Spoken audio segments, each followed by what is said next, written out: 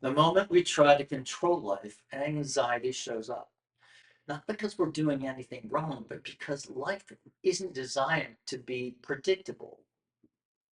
Once more than one variable is involved.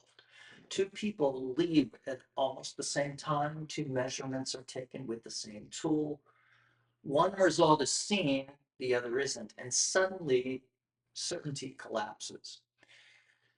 The mind wants formulas. If I do this, then this should happen. If I avoid this, I should be safe. But life doesn't work that way. The tighter we grip certainty, the more fear we feel when it slips through our fingers.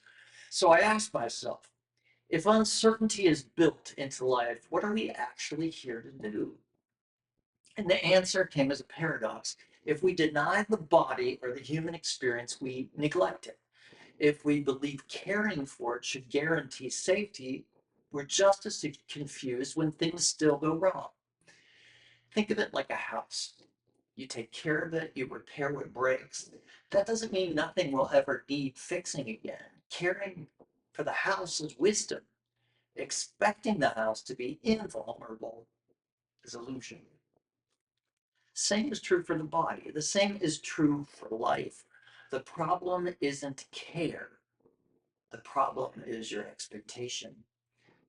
If this is resonating with you, take a moment to like and subscribe. It helps the message reach more people who might need it.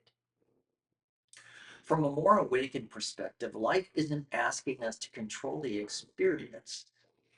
It's asking us to observe it in the awakened conscious mind, to make decisions from peace rather than panic. And when we do that, something interesting happens. Things begin to line up, not perfectly, not magically, but gently. Encounters feel meaningful. Timing feels less strained.